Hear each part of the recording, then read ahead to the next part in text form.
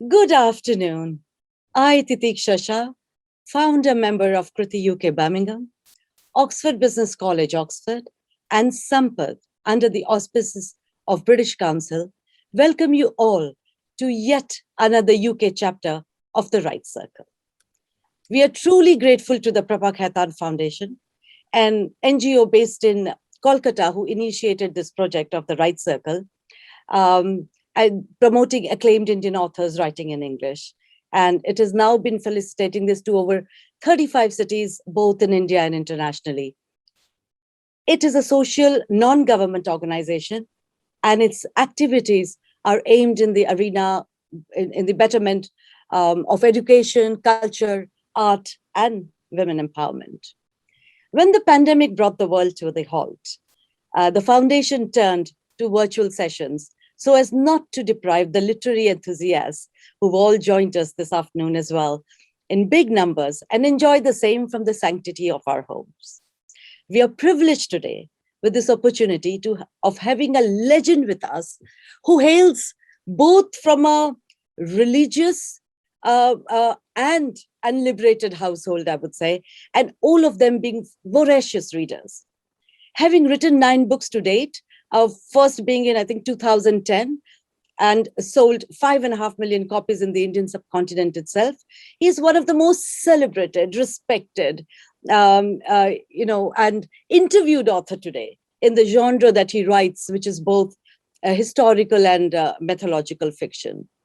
Although Immortal Indian is his only piece of nonfiction, I guess. I'm talking about the one and only and our very own Amish Tripathi. Amish is an author, columnist, and diplomat. But the reason I say our very own is because he's currently the director of Nehru Centre, London, which is the cultural wing of the High Commission of India. An ex-banker and an atheist before he discovered Shiva and wrote the Shiva trilogy. That has been the fastest selling book series in Indian publishing history, of course, followed by the Ramchandra series, which was the second fastest selling book. The beauty of Amish Tripathi's books is it gives the mythical characters a life. He convinces his readers that these characters are not just mere imaginations, but they are a whole living being with flesh and bones, just like you and me. Simplification of mythology is the differentiating factor for Amish's books. The intertwining of the Vedic story and the author's imaginations makes his books so much more intriguing to the audience. And I think the full credit goes to him for bringing in the younger audiences, especially, and connecting him back to the Vedic times and to our own mythologies. So undoubtedly, he's hence described as India's Tolkien by BBC. His unique combination of cracking storytelling, religious symbolism, and profound philosophies have turned him into an Indian publishing phenomenon. In conversation with Amish is a woman of many talents, a storyteller like no other, multifaceted Bharatanatyam artist, Chitra Sundaram, a captivating and intelligent interpreter of the form, former Miss India, perhaps I think 1973, correct me if I'm wrong, Chitra. I think she has performed extensively in the UK, Europe, and India. And from studying in India's premier management institute, evolving as an artist and carving her own path of excellence in the arts and education sector, to starting, of course, this year with wonderful news that she is one of the 3 fantastic artists from the UK's South Asian arts sector to have been recognized in the Queen's New Year's honor list. Congratulations, Chitra, truly deserving recognition and an MBE. And so before I say, take it away, maestros, and the stage is all yours, may I remind our audiences that we'll be taking some questions at the end, at the end of the conversation. So do put them on the chat box or raise your hands. The stage is all yours, Amish and Chitra. Thank you very much. Since Amishji is one of the most interviewed people as well, I hope I can ask some questions which will be of particular interest because we are in a diasporic community here. But first, I want to say thank you so much And I hope that the last amount of time that you spent here in London as director of Nehru Center is scratched. And then you get to start again when COVID is over, because we just couldn't come and see you and be there at Nehru Center, which all of us do here. It's a big center for us, and we've not been able to do that. So I hope the Ministries of Culture and External Affairs is listening to this. We want you to stay here a little longer, please. Please put in a petition. We'll start one, and we can all sign and have you here. I'm sure everyone will do that today. So it's wonderful to know that you did get to go back and see your son. It was a little bit disheartening to think that you were alone during COVID time by yourselves. None of us could come see you, and you couldn't go see anyone. So that's really good to know. I just wanted to say, yes, I am Ahmedabad, I am Calcutta. But you're from Ahmedabad? Okay. I know why I assumed you're from Calcutta. No, not a wish.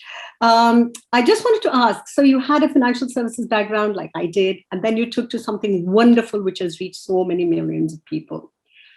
How and when did you know that you were ready to become a writer?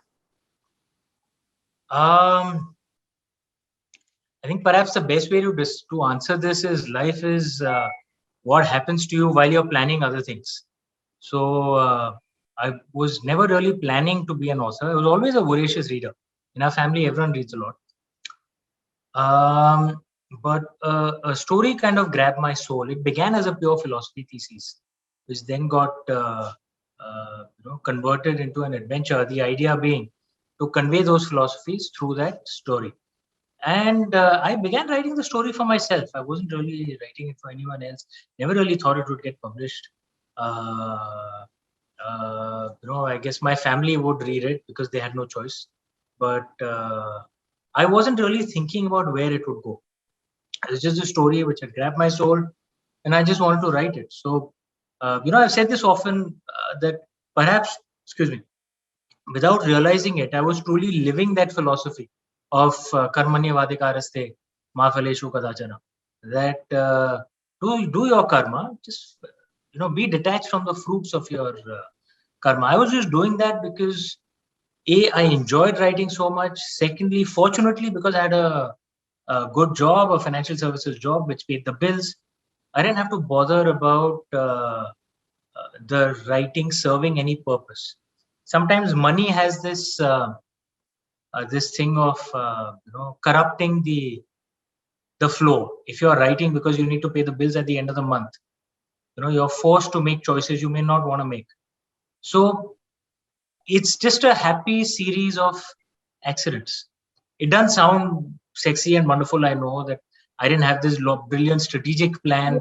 I would like to say something here, though. Yeah. I know we read enough that about 35, 40 publishers refused to publish your book. Yeah, that's true. Yeah. And then you had to go. So there are two things, because I want to see how your brain worked then and how it shifted. Because I think it has shifted from reading your writings. Two things. One, apparently, in your process, you put things down into an Excel spreadsheet. Yeah. In order to get greater control over what you were writing, and a very management kind of approach, I would say. Very MBA style. Failed, very MBA style, and it failed. I understand. Right. So tell me about that. And so I want to know, how do the stories flow now, rather than that kind of taking control? You were talking about karmanyeva adhikaraste. The adhikara also means, I would think, that you have control over what you do, not control over the outcomes, because there's so many other factors that play. So your Excel spreadsheet showed you that. The second thing is you indulge in a very different kind of marketing, for your book. So this is, I'm saying this because a lot of people like to write. There are a lot of young people listening to you. The kind of effort you put in before you became this, what did Lokvani call you? The real literary pop star, the original, that's you. So before you became that, the kind of effort you had to put in to market. I was wondering if you could just speak to these two things quickly. Okay, so in terms of, trying to find, I'd never written a book before, right? I didn't know fiction ever before Immortals of Meluha. So I had no idea how to write. I mean, I had a story, but I really had no idea. And also you got to realize I was discovering the story while writing. So I had the beginning, I knew where the end was, but the path to it, I would just write and it would just come, right? So I had read these self-help books, which I'm sure many of us who are writers have read. And in fact, I realized it only later, if self-help books actually worked, they would stop selling, right? So, and self-help books had these standard algos, you must write a character sketch, for all your key characters, have a disciplined date plan, have a target on a daily basis, have a story flow summary. So I'd done all that. I'd used, Bill Gates's inventions, Microsoft Excel, Microsoft PowerPoint. I had actually had a story flow. And that was a disaster, because as any person who writes, especially who writes fiction, they'll tell you that I think the first step perhaps to realize is that you are not in control. And if you can actually kind of make that mental shift, and it sounds easy, but it's a very difficult mental shift to make, because our entire education system, the modern education system, which is essentially based on, early modern the Prussian education system, that's what we follow today. Our traditional Indian education system did not have this approach, but the modern education system kind of drills into us. It's very rational driven. It's all about reason. It's all about being in control. I'm not deriding reason. That is important. But there is a value to intuitiveness as well. The left brain and the right brain together. Our ancient Gurukul system focused on that. And the intuitive part, the creative part, is in our traditional Indian way, the house of the goddess, right? And with the goddess, as any Shakta worshipper would know, the first thing you have to do, surrender, right? The goddess will send the blessing when she feels like it. But what you have to do first is surrender, right? And for me, surrendering to the flow of the story was like a very big mental shift. It's when I've used this line often, that when I stopped writing with the arrogance of a creator and started writing with the humility of a witness, that I'm just being blessed with the story. I've been given the privilege of entering a universe, and I record what I see. When I start writing that way, that's when the story just flows like a flood. I've written 9 reasonably long books in 10 years. It would be a lie for me to say that it's my brilliance, my creativity. Even today, after so many books, I still have no idea where the story comes from. All I know is I open the laptop and the universe opens up and I record what I see. That's how I write. So I think another wonderful way to describe it is, the ancient Greeks used to say the muse, the genius is a muse, a goddess who exists outside of you. And your job is to help your goddess to help you, right? So which means if you have to write a book, sit in front of the laptop and at least focus. Don't waste time on Twitter, having some Twitter spat with someone, or, just scrolling on Instagram. If you're doing that, how can the goddess bless you, right? Focus on writing. Then if the time is right, she will send the blessing. If the time is not right, she'll not send the blessing. If it doesn't come, it's okay. Maybe she's busy with someone else. Start again the next day. But when you just surrender and help your muse to help you, then the writing flows. In terms of marketing, look, that's that's the rational side. The MBA, IM part of the brain. Nothing sells itself. That's a fallacy. A good book doesn't sell itself. That is again a fallacy. You need good marketing. Even someone seminal like Shakespeare, was marketed by the British across their entire empire, and that's what made Shakespeare, right? Kalidasa has been marketed in modern India. So we modern Indians think of Kalidasa as the greatest Sanskrit playwright ever. But Kalidasa himself believed that Bhasa was the greatest Sanskrit playwright ever. How many of us have heard of Bhasa? How many of us have, Pancharatra, I'm sure you would have read it, the classic plays of Bhasa, but he hasn't been marketed, so we don't know, right? So marketing is important as well. You need to focus on it. The only thing I would advise, a mistake that many writers, artists make, is they let marketing drive the product. That is corruption in my mind. You want to do that, then just become a banker or something else. Okay. This is not the way to approach art. When you are writing, keep it pure. Don't care at all about marketing. Marketing is something you think of after the product is ready, and you cannot change the product for marketing. Okay. The product has to be pure. It cannot be touched. Once it's ready, then figure out, okay, now how do I sell this? How do I market this? Well, that probably goes right now. Your books probably market themselves and sell themselves. It's perfectly fine when you're funding. Oh, sorry. Chitra, if I can add, the moment any person starts thinking, oh, I'm set now, I don't need to do any work. Yeah, that is the day you'll start collapsing. So even any book launch of mine, I work as hard. You'll notice outside of book launch times, I don't really engage much with the media. I don't do too many interviews. I'm a relatively private guy, like to stay to myself. But around my book launch times, I will work hard. I will do interviews. I will do tours. You should never take anything for granted, no matter how big you are. I understand that. What I'm saying is, now you have your publisher, you've got certain commitments to that publisher. So you've got certain other responsibilities that have already come.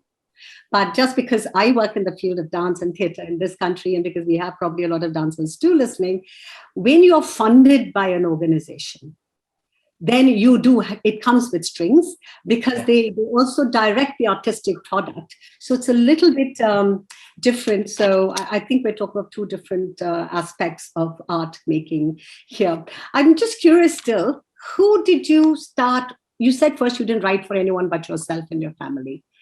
Then as the Immortals of Meluha progressed, and then the other books came on, were you thinking of who you were writing for?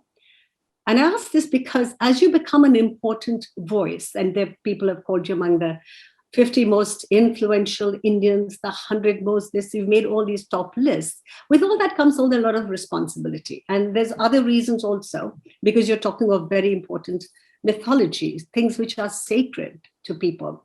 So now, or even just a few years ago when you started Ramachandra series, did you start thinking, who am I writing for? And did that impact, or how did it impact what you were choosing to tell about? No, I don't think about the audience at all when I'm writing. I mean it genuinely.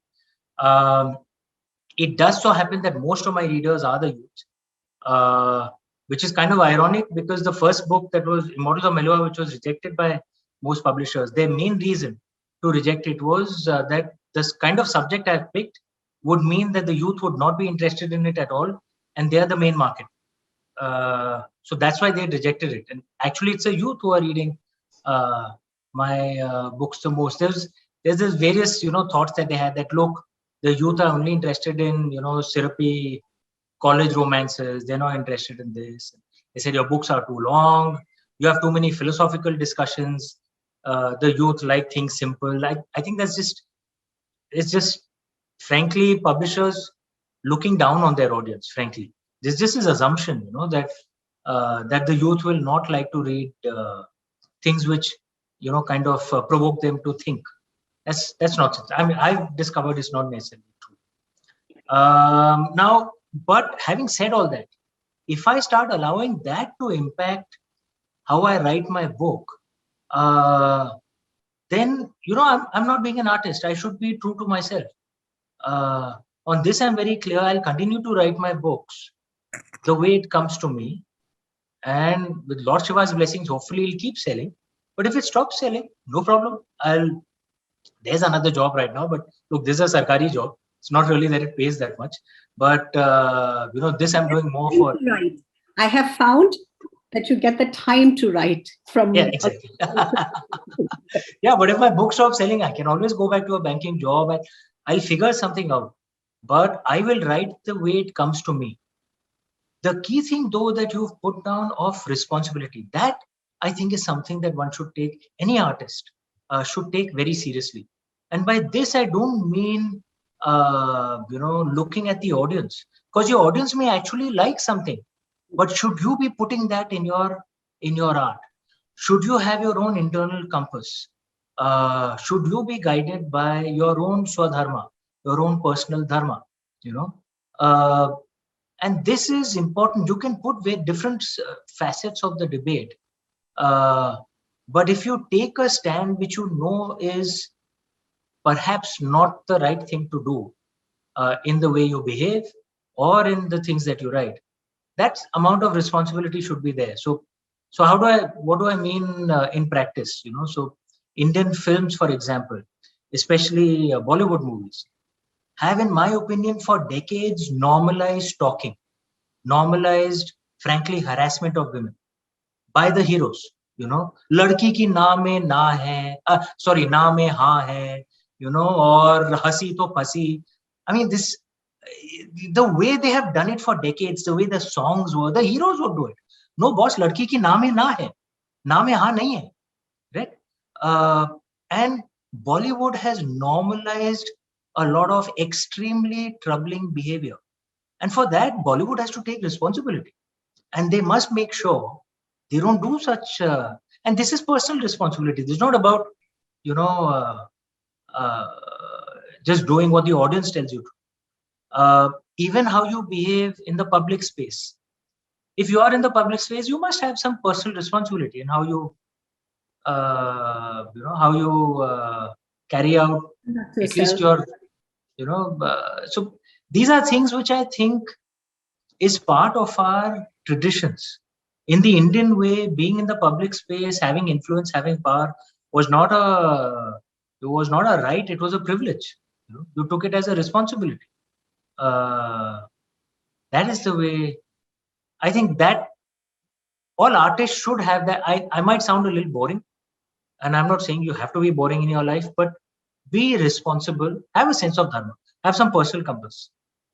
Could I take that word responsibility to a slightly shifted place with regard to the books? I was going to ask you, what do you consider yourself a writer of historical fiction, where you put words into the character's mouth, so it becomes like a what if fiction? Is it purely non-fiction? Because some of the mythologies, I don't know where you've got them from. I've read quite a bit, but they're always an interesting twist to some of the stories that you have picked up. And then I looked at, for example, the flip cover of your book, your latest, and it says, you call it just Shiva Trilogy. Then it's called Ramachandra series, not you, but maybe your publisher. Then we have Indic Chronicles, which is the legend of Suhail Dev. And then we have non-fiction. So if there's non-fiction, what does the rest of them? For me, the way I see it, my stories are a wrapper for some philosophies I want to convey. So there are various philosophical discussions. So everywhere, I discuss women's rights, for example. In my books, and I've said this often, that those of us who argue for men and women being equal, we're not being westernized, we're actually being truly Indian. That's what our ancient culture actually was. So I argue various, I present various philosophical thoughts, but all my books and series will have some core philosophical idea that drives it. So the Shiva trilogy, the core philosophical thought at the heart of it is an answer to this question: what is evil? Right? And I explore that. It's not a simple answer. So I explore that through the Shiva trilogy. The Ramchandra series is an exploration into this philosophy, that what is an ideal society? What is the ideal way to run a nation? Or a society. Essentially, what is Ram Rajya? Right? And I discuss various facets of that. Right? Through this, the story is a wrapper, for that. Legend of Suhail Dev and much of the Indic Chronicles is looking at the last 1,000 years, very troubling periods of our history, which we have not made peace with. So Legend of Suhail Dev is my view on Hindu-Muslim relations, right? In the garb of a story, right? So, and these are philosophies that are important to me, that I want to speak of, that I think can perhaps add a bit to a nation that I love, to a culture that I'm very proud of. And the story is a wrapper. Yeah. So when I come to that question, the story is the wrapper. Do you invent some of these stories? Do you pull them to quite a different, for example, and this is where I'm talking about the word responsibility, in the sense, if there are any original Puranas at all. My first introduction to Puranas as stories. It is not itihasa, it is not it happened so, which is Ramayana and Mahabharata, supposedly. Puranas being stories, and therefore you see the Vishnu Purana, Vishnu will always be winning.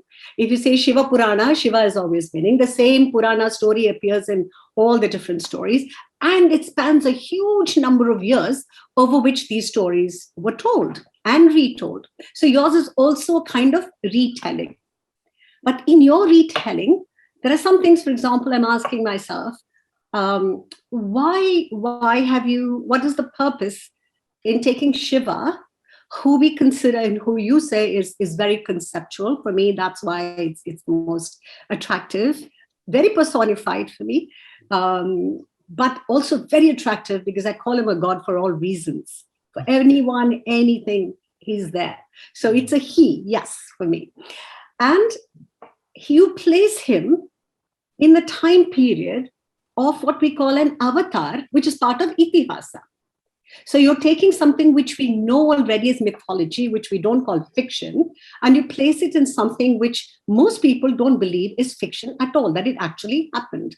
So for youngsters who haven't read the original and are understanding mythology as stories that you need to interpret, is it confusing? Was Shiva hanging around when he met during Rama? Or has Rama come and gone? Because we're struggling to say Natya Shastra, 2nd century, because it's got a reference to Ramayana. It came in after. So we look at literary traditions and place them according to mythology and vice versa. So is this going to be problematic? It's exciting. Very good question. Very good question. And the way to see our texts, you're right, Itihasa, Mahabharata, Purana is thus it happened. And the Puranas don't get classified under Itihasa. But having said that, for a text to get classified, and you'd know this as a Purana, it must have the story of creation, Srujan, some interpretation of how the universe was created. It must have the line of rulers of the Suryavanshis and the Chandravanshis. There are guidelines which makes it a Purana. Now some of the Puranas go all the way down to the Nanda dynasty as well, Mahapadma dynasty, right? And up to Mahapadma Nanda. So sorry, Dhanananda, the last. Yeah. This then strays into the historical territory, right? But it also has stories around creation, some of which could be fantastical, some of it could be actual theories. How do we, for all 100 years later, people may be laughing at us today that we believed in the Big Bang theory. There might be a better theory that may come up. Right? There are various texts like this. Now, I had the privilege, because of my family background, of being exposed to various different texts. And one of the first things that started striking me is how many contradictions there are, between all these texts. I know. In fact, I think in the book Dharma, I think you have Dharma Dharma. You have Dharmaraj actually say that contradictions are not the problem; they are the point. Exactly. So, yeah. Exactly. Like you were talking about differences between Vaishnava and Shaivite Puranas. I'm a Shaivite. Even within the Shaivite Puranas, there are contradictions. The Skanda Purana has a different story of Lord Kartik's birth as compared to the Linga Purana. Which one is true? I don't know. Right? So there are various contradictions like this, right? Which makes you wonder then what's the point of what we are learning, right? And there are various interpretations to this, right? One is the Western approach, especially of the last 1500, 2000 years, which has this thing that there is one truth. And if you don't believe in this truth, you will go to hell and you will burn for eternity. And it is my job to kill you or convert you to my one truth, which most of us ancient religions find very childish, right? Not only true of Western, it's true of any monotheistic. Yeah, it's all monotheism is essentially based on one truth. Semitic bowl creates, that kind of belief. It's based on one truth. The ancient world was actually full of what are today called pagan cultures, who never had a concept of one truth. There are multiple truths. Because one of the things that my grandfather told me, which makes sense, is the only thing we can be 100% sure of is this moment. All right. Everything else, how do we know for sure? And everything is defined by our own observer bias, right? Theoretical physics is making that point as well. That the quantum physics area talks about the bias of the. And since you know that, you would know that there is the concept. There's the concept of the universal constant, right? Which actually balances the equation, which makes sure that our universe, the matter remains stable. Why has it not just dissipated all away? There's something called the universal constant, which then gives rise to the next question. Why the hell did the universal constant in our universe come to that exact number, which makes our universe stable? Why didn't it go somewhere else? Okay. And there are theories that perhaps there are multiverses, there are multiple universes. Then in this case, which is the truth? And is it that our observer bias allows us to see the truth that we want to see? Now, if this is a theory which can become too complicated and may paralyze you, कि अभी आगे क्या करें, right? So therefore, then the point of all the stories that we learn is to learn some philosophies which helps us today. That is the point of history as well. That is the point of what is called mythology by Westerners, but we call itihasa as well. All the theories are to give you insights. Now, so what I try and do with my books is what are the interpretations that can make sense from all the contradictions that I see. Like when you spoke of Lord Shiva, how do I reconcile that in the Shiva trilogy, Lord Shiva comes before Lord Ram, but there is a Mahadev before Lord Ram as well, right? Because Ramchandra series is 3400 BC, Shiva trilogy is 1900 BC. So my theory, I don't know if it's the truth, is that there was another Mahadev called Lord Rudra before Lord Ram, and there was a Mahadev called Lord Shiva after Lord Ram. Conceptually, I love it conceptually. Where does this thought come from? Where does this thought? Construct, no? True, but where does this thought come from? There is a hymn called the hymn of Keshan. I don't know if you've read that in the Rig Veda. Okay, Keshan, as you know Sanskrit, the long-haired one, right? I've heard that one. You read that hymn in the Rig Veda. Anyone who's a Shaivite who reads that will know Lord Shiva is being described, boss, out there. That his fame spreads from the Western Sea to the Eastern Sea. That's what we call Arabian Sea and Bay of Bengal in those days. He walks with the sky as his clothes, which we know Lord Shiva did at times. His hair is long. And then the most interesting thing is the end of that hymn. It says, and Keshan sat and drank poison. You all know Lord Shiva did that. Keshan sat and drank poison with Rudra. That's intriguing, isn't it? That Keshan and Rudra were two different people. Now, I've interpreted that to be, maybe they were two different people, right? Is that the truth? I don't know. Only Lord Shiva knows the truth, right? So I try and make sense of these stories in one narrative to try and convey some philosophies which I think are useful. So essentially you're saying then we should not be trying to look for truth in any of these little stories that we see in mythology. It becomes a question of how do we even teach people to read mythology and how to understand mythology. If I may calibrate that. So if I may just calibrate that first line, we should look for truth in these stories. We should look for one truth. Just that this is the only story that is credible. Everyone else has to be killed or converted into this story. No, that we should give up. I should find my truth. Someone else can find that. They can read the same story and find a different truth. Like for me, I believe, there are some who believe that you're a South Indian, that you will believe that Lord Karthik has two wives. because that's a myth that's a legend in In the South South. India. In North India, it's believed Lord Kartik is a bachelor. So much so that women won't even enter Lord Kartik temples Yeah. in the North. Which is the one truth? I don't know. Only Lord Kartik knows. Find the truth that appeals to you. I think there is possibly for you in your books, what I see is a confluence of, if you look at the Vedantic way of, the Upanishadic way of talking about truth, there they can talk about one truth. And if you actually go to the extent of Nirguna Brahma, it has got no guna, it has got no attributes.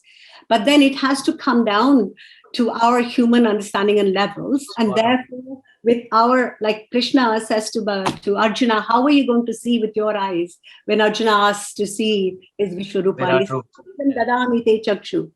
He says, let me give you these divine, let me open your eyes for you to see this. So there is, what I'm trying to also say is, when you do what you do in the book Dharma, which is very fair to say, let's only not look at Bhishma who did this. You talk a lot about virtue signaling, by Gandhari tying her eyes, or Bhishma who allowed his father's wishes to become more important. And you said they did not fulfill their Swadharma. I want to come to that quickly.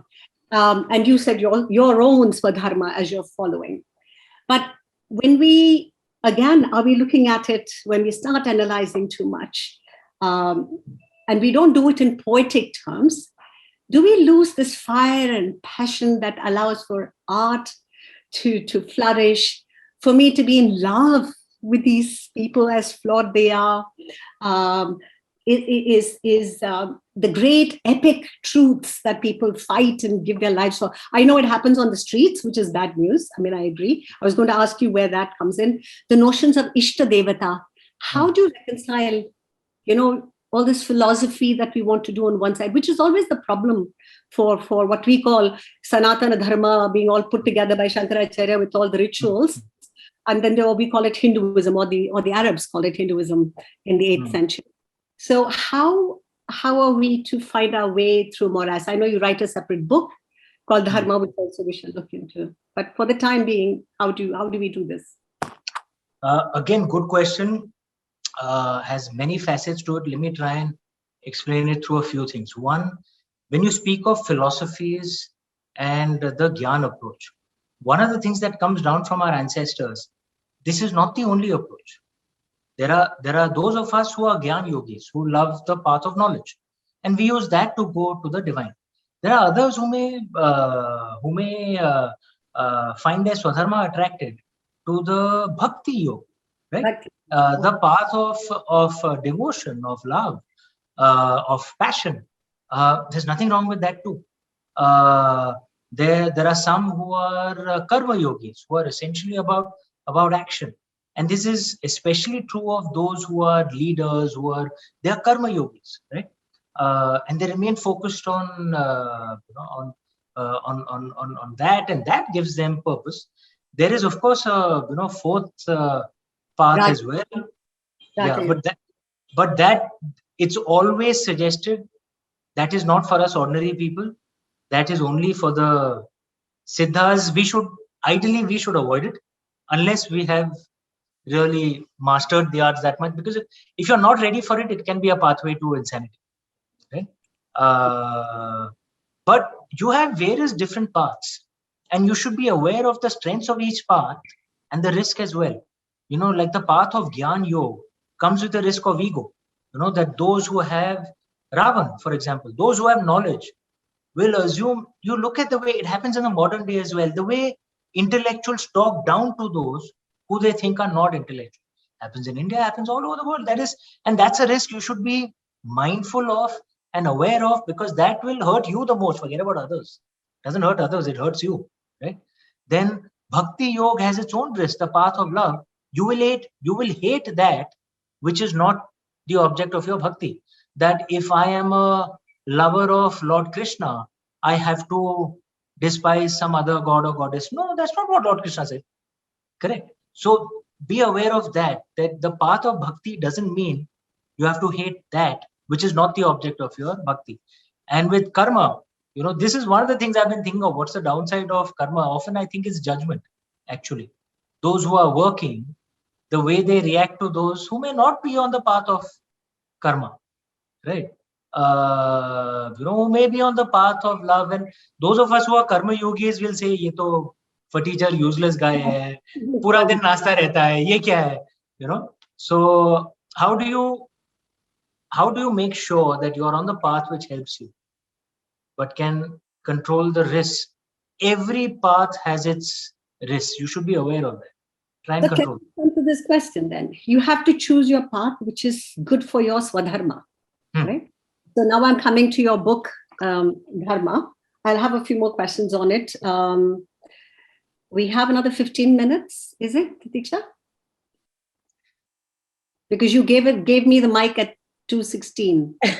Yes, that's fine. I mean, we have another, I would say, really 7 minutes at the moment, 5 minutes actually, because we still have Pyali as well. And we would like to take a few questions. Okay, So fine. actually, you're almost on your winding trip, unless Kathy has an extra 15 minutes to give us from somewhere, would be wonderful. Okay. Yeah, that's fine. Yeah, Kathy said it's fine. It's fine. Kathy is the most powerful woman in the room right now. Absolutely. Thank you, Kathy. Thank you, Kathy. Thank you. So I want to, because I also want to talk about your anarchy. I think you're a closet anarchist in some of the things you say in this book called Dharma.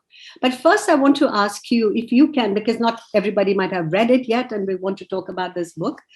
You do have, just briefly to introduce, you've got 4 characters who speak. You've chosen their names as Dharmaraj, Lopamudra, who is the wife of Agastya, a well-known philosopher in her own right, who has written her Vedic hymns and so on and so forth. You have Nachiketa, of course, everyone knows, and you've got Gargi, who is a debater, who's also very well known for being with the rishis and on par. So you have 2 women already represented who are already on this path of inquiry and debate. So here, yes, we are talking a little bit about Jnana Yoga, but you've got other things coming in too. So my question is, you say that the big discussion is about dharma, and with that comes karma, and you're talking about swadharma. So I'm going to say that your karma should be from your swadharma, otherwise the karma leads to nothing. But if you can explain how those two fit, because a lot of the time, the crux of human struggle is this conflict, isn't it, between what is dharma and what is my dharma, what is my swadharma. And you say, if your swadharma does not suit the overall dharma, it is not the right one for you. So how do you know what is your swadharma? How do you know when it's fine, when you're actually in the flow? Apart from doing what, Shiva used to do with his somras, I guess. The thing is that there is, of course, an approach that a guru can help, right? But finding the right guru for yourself is itself an exercise. I think one of the key things of knowing, that are you in alignment with your swadharma, it's a bit like knowing, are you in love? There's no checklist. No one can tell you. You just know, and if you have some doubts, then you're not, right? It's the same way for swadharma, right? And one of the key things that we speak of in this is knowing what you're like in a beehive. The queen bee has a swadharma in the beehive. The worker bees have their own swadharma. The soldier bees have their own swadharma, and all of them working in harmony is what makes the beehive, effective. Now, the key question that arises is often, if you're not sure about your own swadharma, it could also be that have you defined your beehive wrong, right? And therefore you feel, if you're not at peace with yourself, with what you're doing, then you know that you're not in alignment with your swadharma. There are warriors who carry out violence, right? Soldiers. But you'll find they're at peace with themselves because they know what they're doing is their duty for their country, right? And there are people, and one finds that in the West. It's the first time I'm living in the West. Some people, I'm not saying all, some people who are young and who are perhaps the most privileged generation in history. No one has ever had as much wealth as they have had, the facilities they have had. No one ever in history. And yet you see them, they are so angry. There's so much dissonance inside, and you wonder, ki, why are you so unhappy? You know, whereas you can go to a poor country in Africa or India, you find poor people who are happy, right? So is it that they're not in alignment with their Swadharma? They don't know what their Swadharma is. Or is And this it, is, let me just sorry. ask you a question. I know at one point one of your characters says that we are talking spiritualism. We are not talking, what was it, social policy or progress. So one question would be, do we talk about dharma and philosophy and values? Because values, our own value systems come from judging. And one of your characters says, don't judge these mythological characters, just try to understand them. But if there are no universal principles, or if there's no truth that cannot be interpreted, as a society, isn't it always the privileged who are going to dictate what is the dharma for that society? Very true. It is the privileged and the age, right? And in that sense, you are right. So, look, the pagan ways, the ancient ways, the dharmic ways, all about internal. It doesn't get into the, there is of course Raj Dharma, etc., but that is a separate conversation. Spirituality is about internal. It is not political. And as you said rightly, the Abrahamic religions are socio-political religions. They're not. I mean, they began that way. Some spirituality came in out there as well. And in the ancient religion, some political thought came in out there as well. But this is how they began. But this is about internal spirituality. How has the society been and how has the age been? The fact that elites always drive what is the rules of the age has been true for humanity forever. And this is not just true for humanity, this is true for all living beings. In an ape family, the alpha male will drive the structure of the of that tribe. In an elephant family, I don't know if you know, elephant families are actually matriarchal, right? So it's the eldest female who drives how the herd will behave. And nature is not about justice. Nature is about balance. Okay, justice is a human concept. If you look at, sorry, may I just say this? Because just because somebody is educated in, say, IIMs or anything like that, doesn't mean we've understood that part about nature. Yeah. Because I want to bring that up because I just had on one of our discussion groups someone saying that COVID is nature's revolt and punishment. So I think it's really important that we understand, when we understand our mythologies, that we're not talking about nature punishing, as you say, but it's actually just about balance. It's just about balance. Why should we assume that? Look, it's only in the Abrahamic way that man is considered the greatest creation of the divine. In the dharmic way, no, we're not. We're just another creation. Why should nature think human beings are superior to a virus or to an elephant or to a dog? Why? We are all children of Mother Nature. But the point I was trying to make is, if you look at an elephant herd, what happens is usually the males in the herd, they are allowed to remain only till they are children. Once they grow up, they are kicked out of the herd. The males, they live by themselves often, or in their own small groups of a few males together.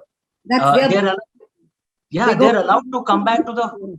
They're allowed to come back to the herd only at times to impregnate, and then they're kicked out once again. Now, one can see it from a human justice perspective and think, yeah, elephant societies are very unfair to their boys, right? But nature's not looking at it that way. Nature says this is what the dharma is for the elephant society, right? The males are left independent and the herds are primarily female. And this is what the stable structure has been. Nature has a different way. Our approach, our justice comes in, which defines how our society is. The key thing then is where the concept of Raj Dharma comes in. The fact that elites have always defined how a society should be, is a reality of life, sadly, right? It is the way it is in animal species as well. But where Raj Dharma comes in is that what does the elite do with that power? We have had elites in India like the Turkic invaders, right? Whose entire thing was essentially conquest, rape, pillage, right? That is a dharma, right? But if there is an elite group which focuses on doing as much good as they can to those who are less fortunate, that is dharma. That's what Raj Dharma teaches, right? But you're That talking being a part of the elite is not some right or for you to do what you want. It's a responsibility. Raj Dharma, the concept of Raj Dharma, often people misconstrue it to mean you should live like a king. No, that's not what Raj Dharma is. Raj Dharma means you should give like a king. You should give to others like a king. That is Raj Dharma. That's what gives you the right to be at the elite. That's the dharmic way.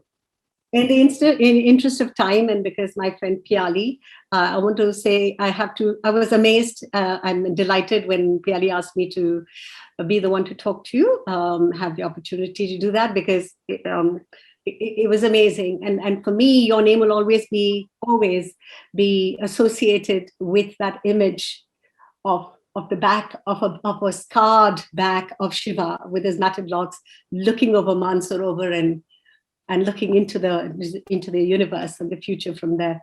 For me, that's an abiding image. It's gone into my mythology now. So I'm very glad you found your Swadharma writing. I'm sure writing Dharma couldn't have been as exciting for you in that sense of the term, but it was very well interesting to read it because of the kinds of questions that keep coming up. We can talk again another time off screen. But thank you very much. And thank you, Piali, Titiksha, everybody. Thank you, Anish. Thank you so much, Chitra. That was really, just looking at the chat box and the kind of response your conversations have brought across. Well done, Chitra. And I think great, Amish is back in his seat. So I'm, in fact, going to just put across quick, and it can be like as short as you want, Amish, your answers. Kathy, can we go to Deepika Khaitan, please? Deepika Khaitan, would you like to put across your question?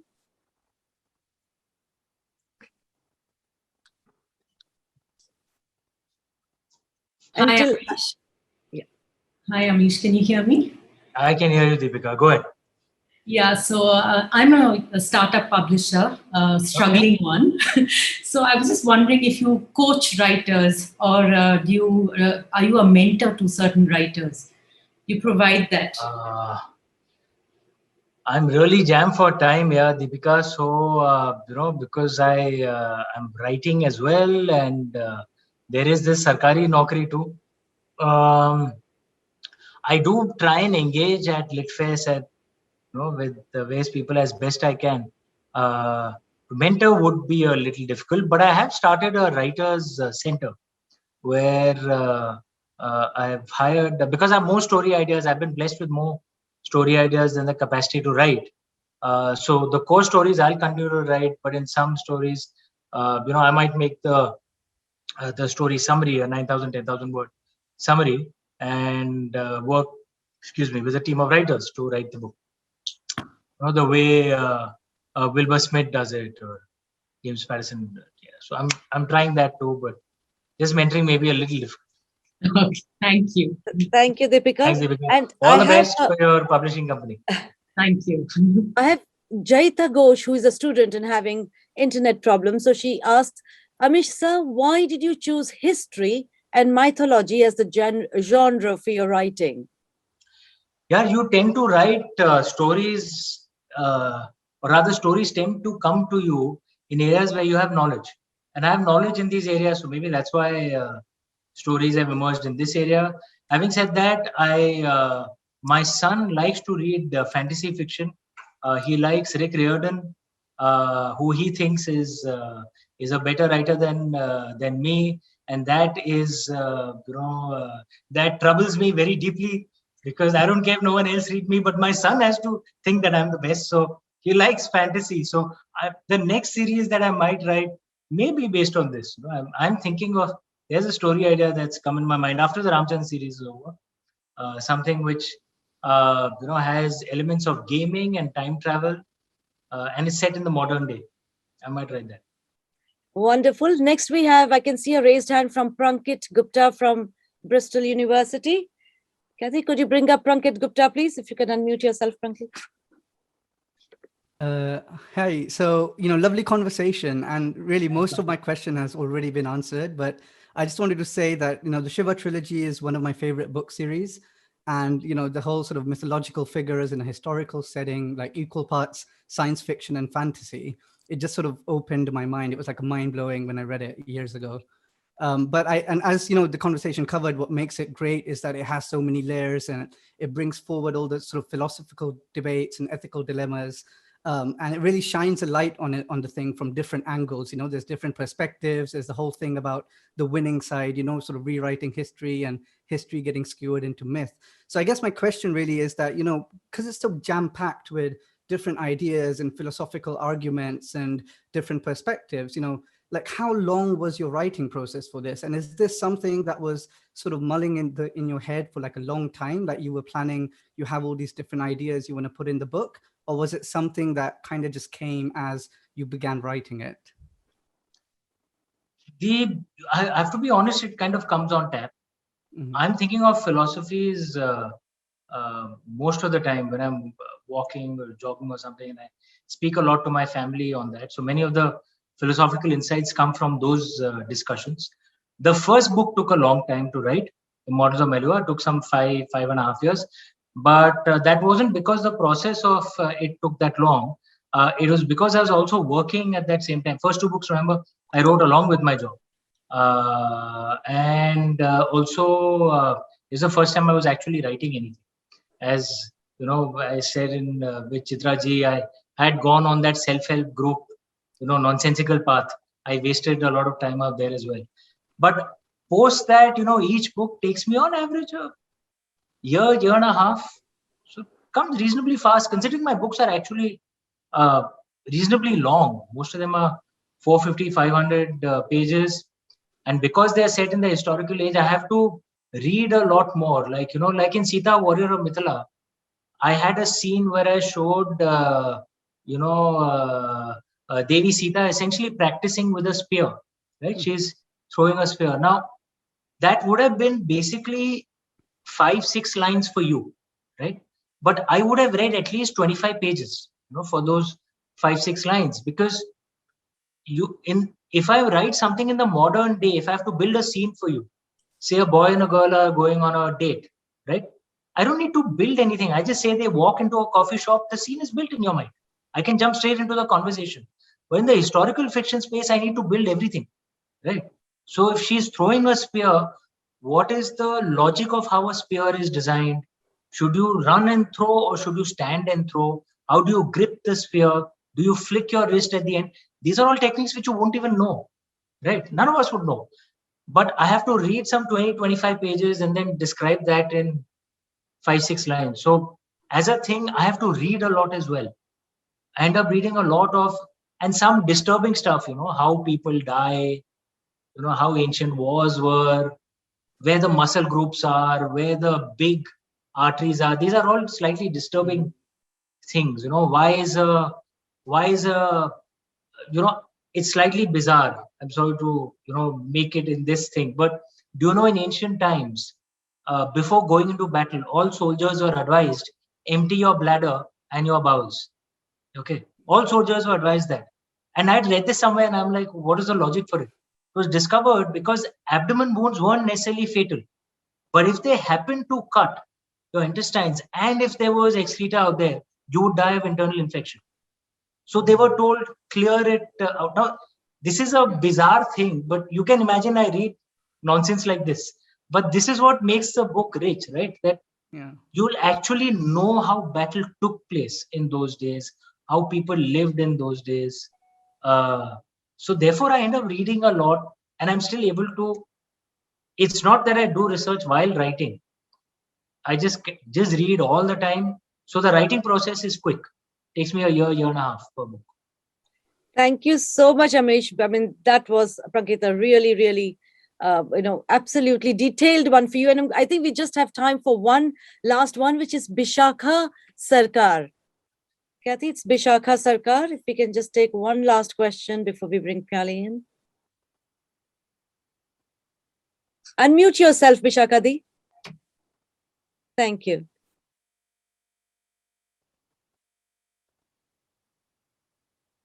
You're still on mute, Bishakha. I can't hear her. Okay. So, Bishakha, if you can't unmute, I'm just going to quickly ask your question. She says, can you decide what you write next, or our Devi gives you the idea? No, an idea has to catch my fancy. So yeah, in a way, I don't think I decide. Something has to start growing in my mind. So the Ramchandra series, after the Shiva trilogy got over, there's actually a conversation at a lit fest where someone spoke very. I wasn't sure which books, which series I would take up next. Someone spoke very rudely about Lord Ram. That troubled me so much that actually the Ramchandra series started opening up in my mind. So things open up. It's up to Lord Shiva and the Devi, I guess. But I mean, the motivation of being the #1 author for my son, that is also a very strong motivation, and that's what is driving the next series that I might pick up. So you think your motivation will tell your Devi to give you that idea? It does happen, Bishakha ji. You know how because the mother can be kind at times, right? When she knows this is something very important for me, she will send the blessings. Thank you. Thank you. And I'm going to pass on to Chitra because she wants to ask that final question. And then Chitra, Pyali, you can take over from Chitra. Thank you.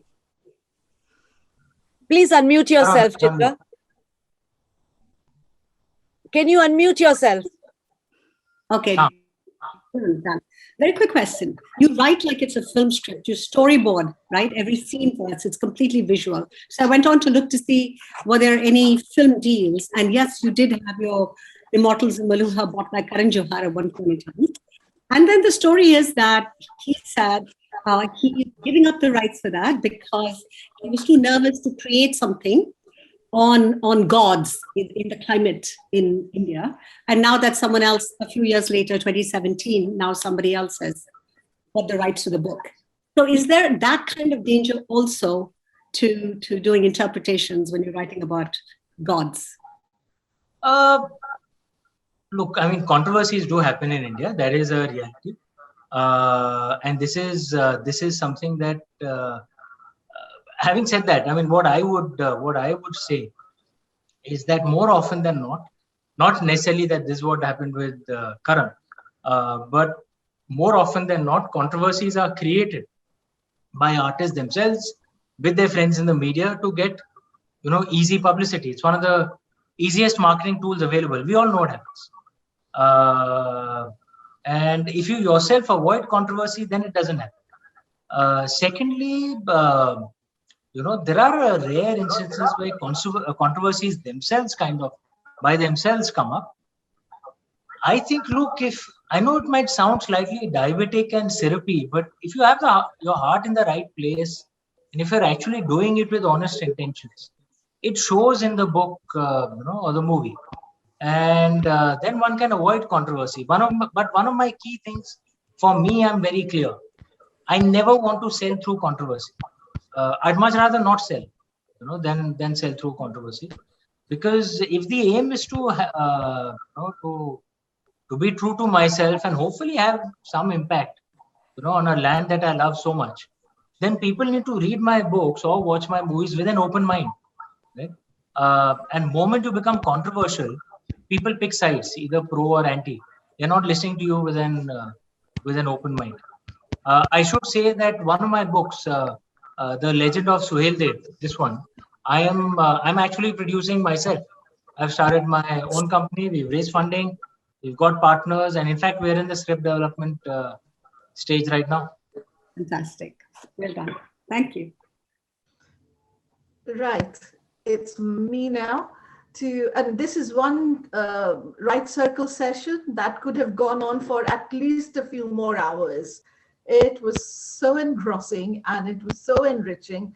Thank you so much, Amish Tripathi, for joining us and being so candid and in giving all the insights and becoming, demystifying the process in such an honest way of how you write. It was intelligently put, and also your humility and the intelligence and wisdom that actually goes way beyond just writing books. It goes to all artists, how we get inspired, where you get your inspiration, how you process your thoughts. It's creativity in all its forms. So, it was equal interest in dancers, musicians, creatives, anywhere would find that so important. So thank you so much for doing this. And I think that conversation has to continue. So yes, we'll be coming back to you again. Chitra, you were at your provocative best.